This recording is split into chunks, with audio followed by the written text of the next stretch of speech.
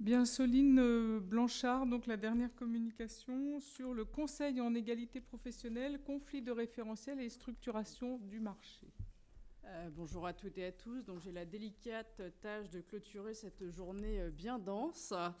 Et donc je vous propose pour cela de poursuivre en fait la communication précédente et de nous immerger dans le Conseil en égalité professionnelle. Et je donnerai ici des éléments qui vont aussi faire écho avec la présentation de Sophie Pochic. Donc comme ça on aura fait un tour voilà, à trois. Alors, en guise de préambule, un extrait d'entretien réalisé en 2010 avec un consultant spécialisé en égalité et diversité, je cite « Je ne sais pas ce qu'on vend, mais je sais que beaucoup de ceux qui achètent ne savent pas ce qu'ils achètent ». Alors, j'ai choisi ces propos pour le moins détonnants, car ils me semblent bien illustrer la forte incertitude qui entoure le développement du Conseil en égalité professionnelle en France.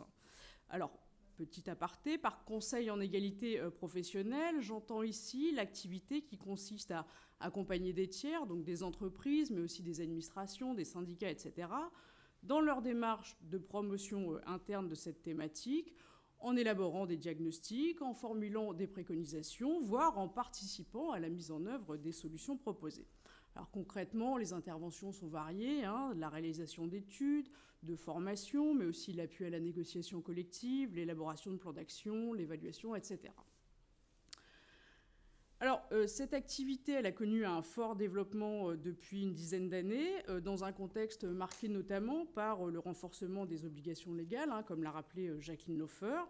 Et donc, selon mon estimation, entre 150 et 200 personnes d'horizons très variés se consacreraient à cette activité aujourd'hui, puisque très variée, parce que l'activité de conseil n'est pas une activité fermée, elle n'est pas régulée, donc n'importe qui, vous, moi, pouvons exercer cette activité. Alors, sans rentrer dans le détail, je soulignerai ici deux dimensions de cette hétérogénéité. Donc, premièrement, l'analyse socio-historique m'a permis de dégager trois phases de structuration de l'espace du Conseil en égalité professionnelle, des phases qui drainent à chaque fois des intervenants différents.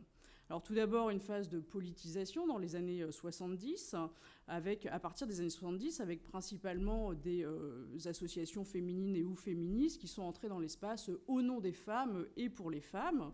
Puis une phase de normalisation à partir des années 90, avec principalement des structures de l'économie sociale et solidaire, des cabinets de conseil aussi en politique publique qui sont rentrés avec la promotion du gender mainstreaming ou approche intégrée de genre donc dans les politiques publiques de l'emploi. Et puis, à partir des années 2000, une phase de gestionnarisation avec donc de nombreuses structures, vous le voyez, cabinets de conseil spécialisés en égalité professionnelle, mais aussi en management, des structures parapubliques ou paritaires de l'emploi, des réseaux de responsabilité sociale des entreprises, etc., etc., qui, ces acteurs, sont rentrés avec le renforcement donc, des obligations légales et un relatif effet de mode managérial. Donc ça, c'était pour la première dimension de l'hétérogénéité. Deuxième dimension qui est importante aussi, c'est celle des modes d'investissement temporel dans l'activité. Donc vous le voyez, une minorité de prestataires, que j'estime à peu près à un quart, propose quasi exclusivement des prestations d'accompagnement, de conseil en égalité professionnelle. Et la majorité, en revanche, inscrivent l'égalité professionnelle dans une offre de conseil plus large. Voilà.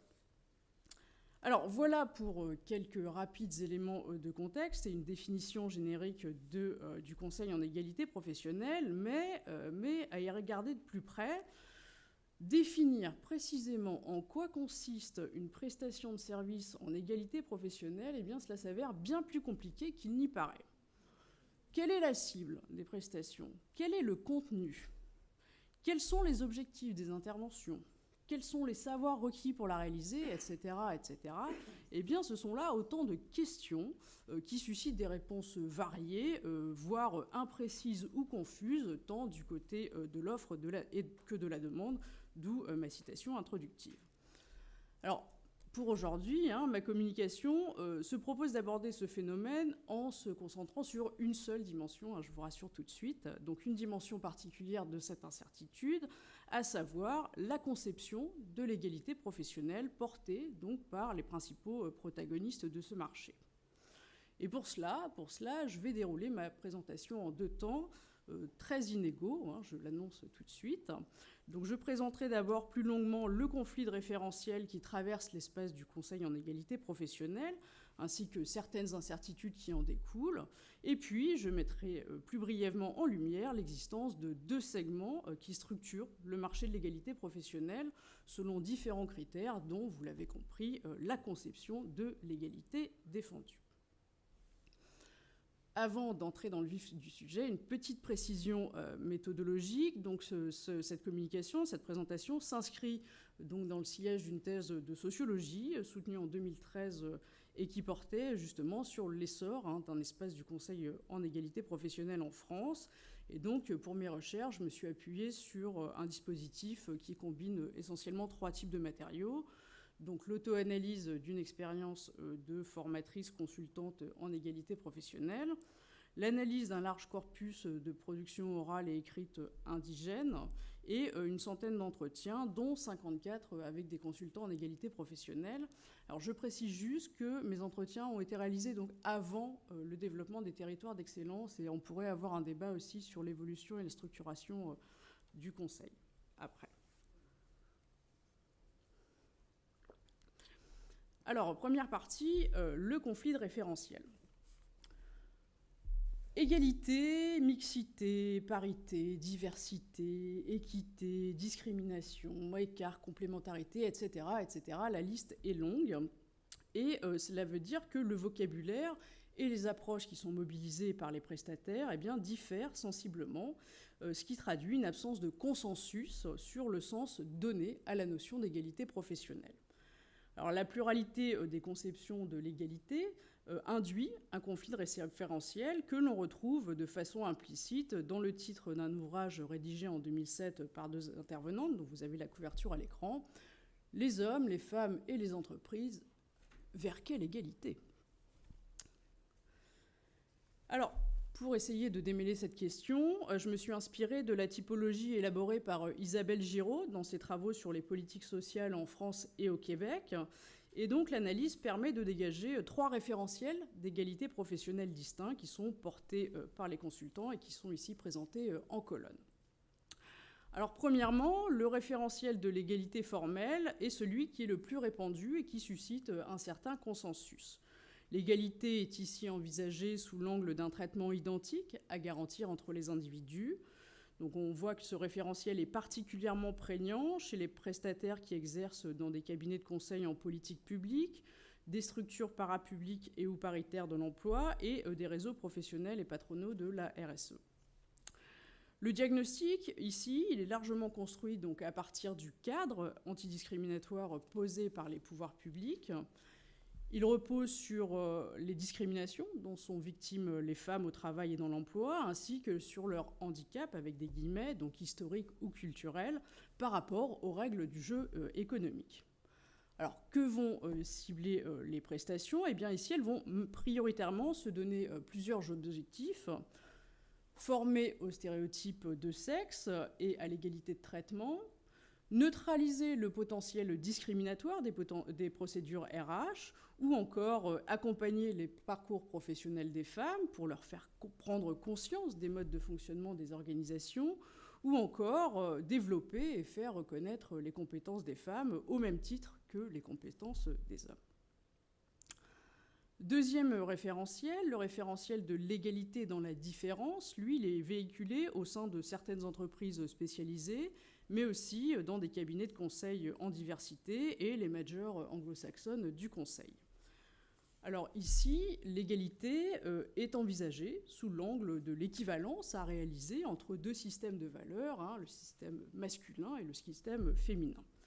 Le diagnostic est largement construit à partir de références anglophones issues de la psychologie cognitive ou du management, et il repose sur le fonctionnement d'un champ économique pensé par les hommes et pour les hommes, qui est aveugle aux besoins et aux apports spécifiques des femmes, liés notamment à leur expérience de vie différente, dont la maternité.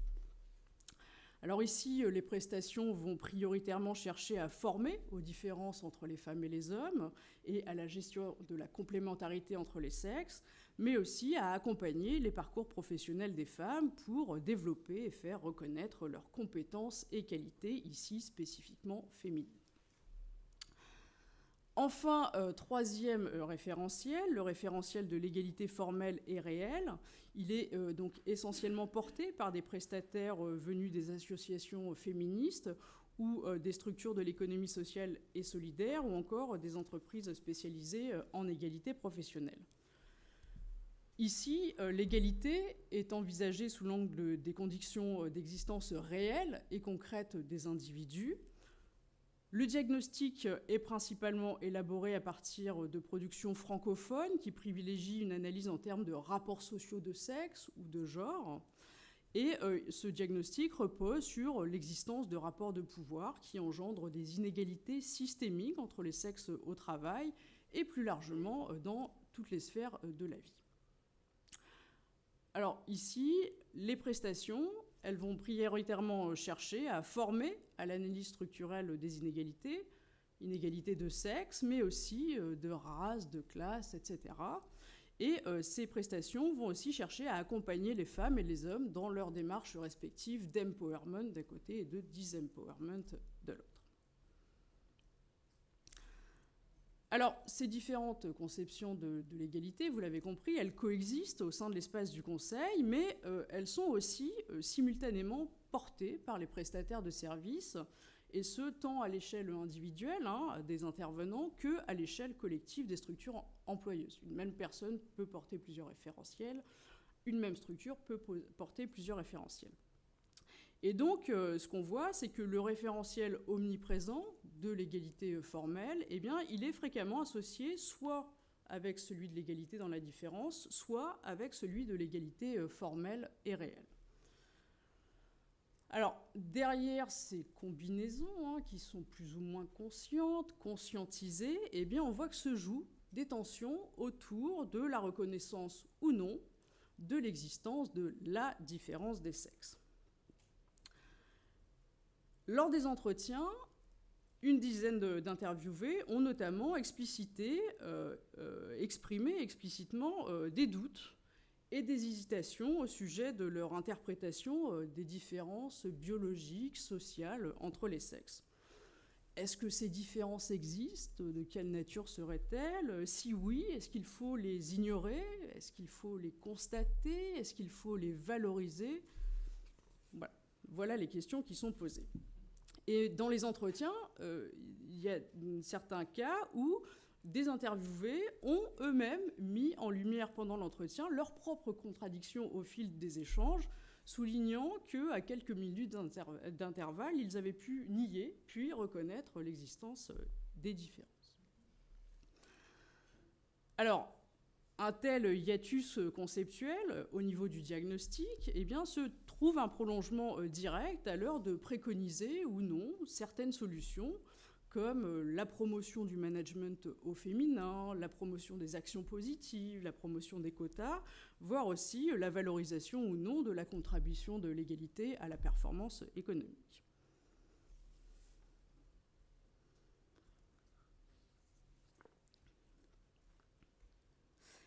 Donc des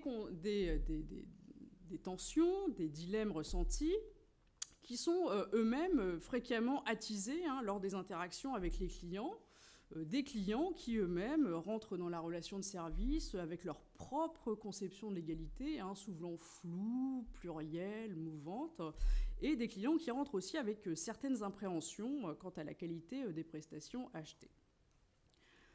Alors, conséquence directe, le conseil en égalité est fréquemment présenté comme une activité difficile, une activité compliquée, une activité complexe d'un point de vue intellectuel. Il est aussi présenté comme une activité pour laquelle il n'existe pas de réponse toute faite, ni de méthode miracle. Et donc, finalement, cette activité est présentée comme difficile à décliner sur le terrain de façon opérationnelle et cohérente. Et donc, le constat largement partagé est le suivant. L'apprentissage du conseil en égalité professionnelle ne peut se faire que par la pratique, par un jeu d'essais-erreurs sur le temps long. Et donc, dans ce contexte d'incertitude, vous l'avez compris, la nécessité de clarifier ou non son référentiel d'intervention auprès des clients, eh bien, cette nécessité fait l'objet d'interprétations variées. Pour une majorité d'intervenants, cet objectif apparaît secondaire au regard de l'impératif d'intervention. Au nom de la priorité donnée à la pratique sur la théorie, il s'agit de s'inscrire dans un cadre analytique flottant qui permet de maintenir un certain flou sur les référentiels mobilisés et dans lequel chacun, les prestataires et les clients, se retrouvent finalement, l'important étant juste de travailler à l'égalité. Et donc cette approche pragmatique, c'est un terme récurrent dans les entretiens, elle est majoritairement portée par les prestataires qui sont investis dans l'espace du conseil de façon plutôt secondaire ou distanciée. De l'autre côté, pour une minorité de prestataires, eh bien, la question définitionnelle de ce cas, de ce référentiel d'égalité, eh bien, elle revêt au contraire un caractère crucial dans le processus de reconnaissance et de légitimation de leur activité. Et là, cette approche, elle est portée plutôt par les prestataires qui sont les plus investis dans le conseil en égalité, que ce soit au niveau temporel, au niveau symbolique, mais aussi au niveau politique, c'est-à-dire qu'elle est investie par des prestataires aussi pour qui le conseil en égalité professionnelle engage une certaine vision du monde et véhicule un potentiel de changement social. La deuxième partie sera plus courte. Donc vous avez compris, un foisonnement apparent, plusieurs conceptions, des dilemmes, etc. Mais derrière ce foisonnement apparent, quand on analyse les dynamiques concurrentielles entre les protagonistes qui sont les plus investis dans le marché de l'égalité professionnelle, eh bien on voit que se dessine une structuration du marché en deux segments, selon essentiellement trois critères. La conception de l'égalité défendue, mais aussi le rapport au droit et le public cible des prestations. Alors, premier segment de marché, ce que j'ai appelé le segment hors la loi, donc qui est assez dynamique et qui affiche des niveaux de facturation assez élevés. Donc, il est financé exclusivement par les directions des grandes entreprises. Les principaux prestataires sont des cabinets parisiens qui sont très bien insérés dans le champ économico-politico-médiatique. Donc on a ici des entreprises spécialisées créées par d'anciennes cadres de grandes entreprises ou bien les managers du conseil. Ici, le référentiel promu oscille entre égalité formelle et égalité dans la différence. Et il est combiné, comme le disait Sophie, à un resserrement du domaine d'intervention en direction de la seule population cadre et dirigeante. Les interventions se concentrent essentiellement sur certains domaines de la GRH, les carrières, le plafond de verre, mais aussi la gestion des équipes mixtes. Sont mises en exergue le leadership ou le management au féminin, dont la contribution à la performance des entreprises est valorisée. Ici, cette approche se construit dans une prise de distance par rapport aux dispositifs légaux qui sont jugés trop contraignants. Et d'ailleurs, le vocable égalité professionnelle est loin de faire consensus au sein de ce groupe qui valorise les différences et la logique méritocratique. Et dernier élément, la figure repoussoire est celle des prestataires qui sont jugés trop militants, trop contestataires et qui seraient donc déconnectés des réalités économiques. Donc je vous avais mis une petite illustration. Deuxième segment, celui que j'ai appelé « dans la loi », très original. Donc c'est un segment de marché qui, lui, était plutôt atone, avec des niveaux de facturation plutôt modérés aussi, et là qui est plutôt financé par les pouvoirs publics en direction des petites et moyennes entreprises. Les principaux prestataires sont ici des structures réparties sur l'ensemble du territoire, associations féministes, entreprises spécialisées créées par des diplômés en études de genre. Pour sa part, le référentiel promu oscille entre l'égalité formelle et l'égalité formelle et réelle, dans un esprit de mise en conformité avec la loi. Et donc, les interventions ciblent potentiellement toutes les catégories de travailleurs et de travailleuses, interrogent l'ensemble des dispositifs de gestion en matière de production et d'organisation du travail et font directement écho au levier d'action promu par les pouvoirs publics. On en a parlé, rédaction du rapport de situation comparée, labellisation, négociation d'accords, etc. Et donc ici, les prestataires se présentent souvent en opposition avec leurs homologues du segment hors-la-loi, dont ils condamnent le positionnement élitiste et différentialiste.